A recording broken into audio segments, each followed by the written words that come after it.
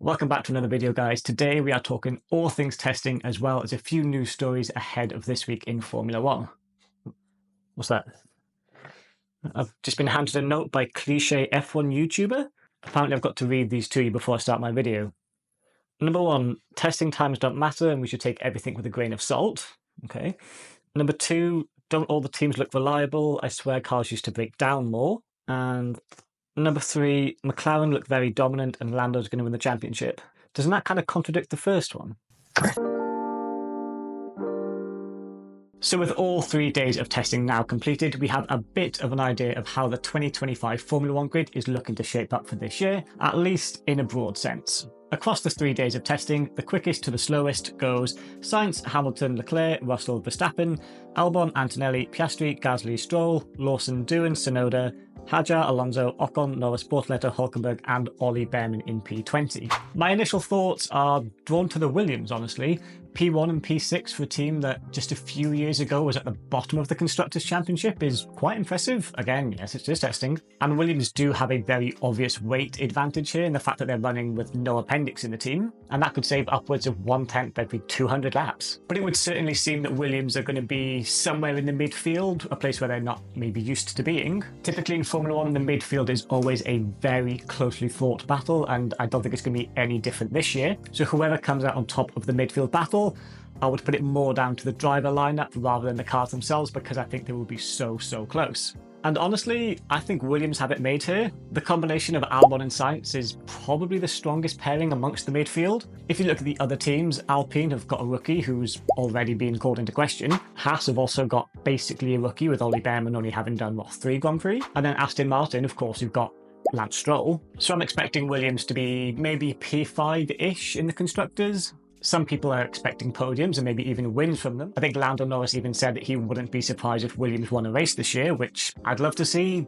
I don't think so. I would assume that the top 4 teams are going to be quite a bit ahead of the midfield, as they typically are. Speaking of midfield teams, what on earth is happening down at Haas?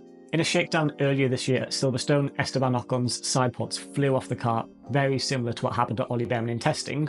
And when Ollie was asked about this in the media pen, he gave a very Kimi Raikkonen-esque answer in that that's not supposed to happen. But why hasn't this already been fixed? How has this happened again? I mean, Haas themselves don't seem too worried about the issue, but can you imagine if that happens during a race? 2 laps into the OSGP and both Haas's just explode and chuck bodywork all over the track. Not looking good down at Haas. In terms of where to place Haas, I would say bottom end of the midfield, maybe even back markers, maybe not. But one thing's for sure, a team that are hoping not to be in the midfield this year are Red Bull. After finishing P3 in the Constructors last year, Red Bull are certainly hoping to come into this year at least slightly more competitive, but it looks like they're almost slower now than they were before. With McLaren, the clear favourites, then Mercedes and Ferrari likely to be in front. Max did end up setting the 5th quickest time during testing, but the team looked to be adding new bits to the car and testing multiple front wings with flow-vis right into the last part of the day 3 of the test, which is very uncommon to see. Now, this could have been their plan from the outset, but it could also mean that they're somewhat stumped in the car's performance.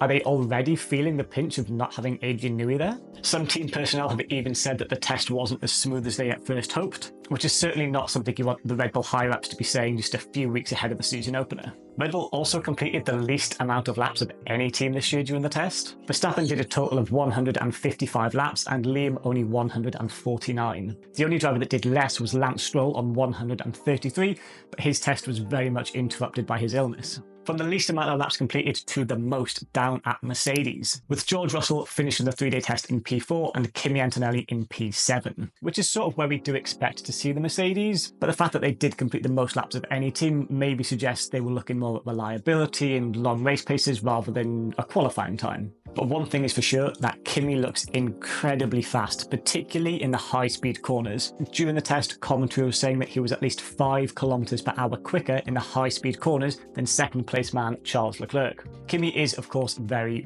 young, so I would expect there to be some inconsistencies throughout this year, but from what we saw in his FP1 last year at Monza and from testing now, the raw speed is definitely there for this lad. Now on to the big boys, McLaren. Oscar Piastri finished the test in P8. Lando Norris all the way down in P17. Lando is washed. He's not going to win a race this year. Championship's off. Obviously not. McLaren do look super confident. The drivers have mentioned that the car is tricky to drive in some scenarios, particularly the back end stepping out, but that could be a symptom of this track being particularly windy and the fact that Bahrain is quite a unique circuit. But after having won the Constructors' Championship last year and Lando Norris making a late charge for the drivers, it's hard to say that McLaren are not the favourites going into this year. And testing has all but confirmed that. When you look at the body language of the drivers, the way that Zach Brown's been speaking in interviews, they seem pretty sure of themselves. Both Oscar and Lando looked mighty fast in the race simulations, sometimes up to half a second quicker than the other drivers on track. Obviously, yes, we don't know fuel load, we don't know how much they're managing the tyres, we don't know a lot of things. So all we can really do is speculate, and it certainly looks like McLaren are going to be top of the pecking order this year. And if it is down to a Lando versus Oscar championship battle, I'm definitely here for that. I would love to see sort of a Mercedes 2014, 2016 where it's just the two drivers going at it. Obviously, I would prefer that it's a 20-way championship battle, but that might be a bit too much to ask for in Formula One. I think it's more likely that there will be close to a 3-team, maybe a 4-team battle between McLaren, Mercedes, Red Bull and Ferrari. It would be a bit of a throwback to the 2010, 2012 era where multiple drivers were going into the last race still with a chance of winning the championship. All I don't want is for whoever to be champion to be crowned champion with 5 races to go, and then it's just a bit boring. Now from the top of testing all the way down to the bottom, I'm expecting it to be quite similar to last year with the Sauber, the Racing Bull and the Hasses towards the bottom. Aston Martin definitely had the most interrupted running of any team at this test, with Lance falling ill and having to miss a large portion of the test. Fernando had to step in last minute, so their run plans were probably all over the place and they maybe didn't get to test the car as much as they would have liked. But I do wonder if this test is almost obsolete for Aston Martin. I'm recording this video on the 2nd of March, which means that 9 AM tomorrow morning, Adrian Newey officially starts at Aston Martin. So I don't know if his first job is going to be to come in and burn the current car and just build an entirely new one. I don't even know if they're allowed to do that, if it's too late to change things. I don't really know, but all I know is that Adrian Newey's probably going to have his hands full straight away with the team. So it's going to be really exciting to see what Aston Martin roll up to Melbourne with. Is it going to be an entirely different package, or has Dan Fallows learnt enough from Adrian Newey to give him at least a car he can work with? Only time will tell. The only thing telling about the Sauber team is that they're probably going to be bottom of the constructors. I've got to say, I feel really bad for Hülkenberg. He was probably sold this dream by Audi that they were going to come in and do what Mercedes did a couple of years ago. More like 10 years ago now, but you know what I mean. And for Bortoletto, this kid has just gone and won Formula 3 as a rookie, Formula 2 as a rookie, and he's been rewarded with a dreadful car. Obviously, any Formula 2 driver would take any F1 drive and be very happy about it, but it's the same as George Russell. Again, he wins F2 and F3 as a rookie, and he gets stuck in that Williams that was such a bad car. The Sauber just does not look planted at all. Every corner it seems to be oversteering, understeering. Even a lot of the cars in the midfield look really planted, and the Sauber just seems to be moving all over the place. To wrap up the testing really quickly, the team that completed the most laps, as I said, Mercedes, Haas, Racing Bulls, Alpine, Williams, Ferrari, McLaren, Sauber, Aston Martin and then Red Bull. Drivers completing the most laps: Ocon, Hadjar, Russell, Antonelli, Leclerc, Tsunoda, Doohan, Albon, Behrman, Gasly, Sainz, Piastri, Norris, Hülkenberg, Bortoletto, Alonso, Hamilton, Verstappen, Lawson and then Lance Stroll. Now I don't know if this was just me, but I really enjoyed watching testing this year.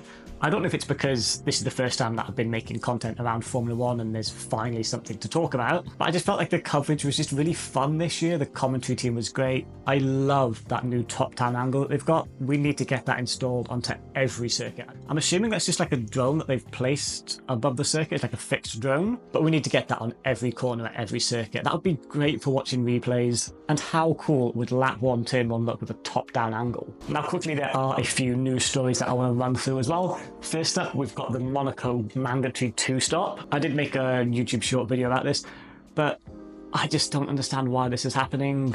I don't think that 2-stopping at Monaco is suddenly going to change the dynamic of the race. I've seen some people say that all that's going to happen is the drivers will start on softs, pit on lap 1 for the mediums, then pit on lap 2 for the hards, and then just go till the end. I don't know if that's even possible to do, well, basically the whole race on one set of tyres. I think Lewis basically did that in 2019. I think they pitted him quite early, but it wasn't as early as lap 2. You've then got Susie Wolff, who apparently wants to run against Mohammed Ben Sulayem as the next FIA president. I honestly just don't know how this would work. Obviously, being partners of one of the owners of the Formula One teams, that seems like far too much of a conflict of interest. Can you imagine Christian Horner's reaction if Susie Wolff gets elected as FIA president?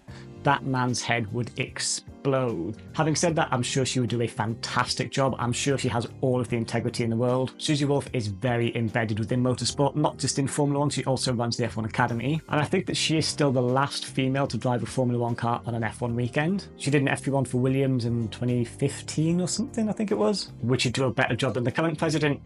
Definitely she would. If I was allowed to vote, which as a content creator I think I've earned that right, I would definitely vote for Susie.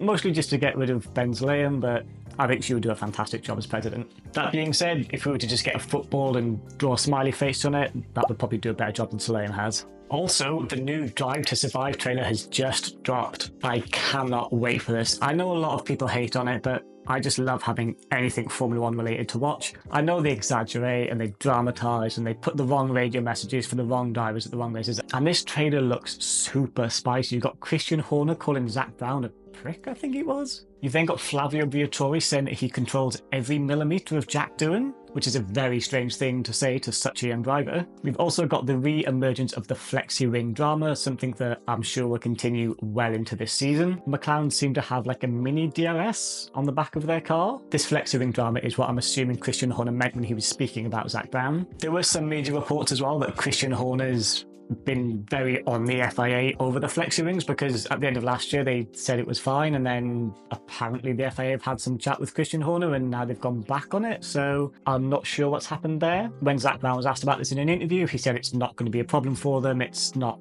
a big part of their car, so maybe it'll just be off by Melbourne and that'll be the end of flexi ring drama. But all things considered, I've got to say I've loved testing this year. So let me know your thoughts down in the comments below. I am super hyped for this season. I can't wait to be there for Melbourne in just a few weeks' time. It's going to be wicked. I've got so much content planned for the next couple of weeks, so please, if you're not subscribed, make sure that you are. Quite a few people that watch these videos are not yet subscribed. So like, comment, subscribe, share, all that good stuff. And thank you so much for watching. I'll see you guys in the next one.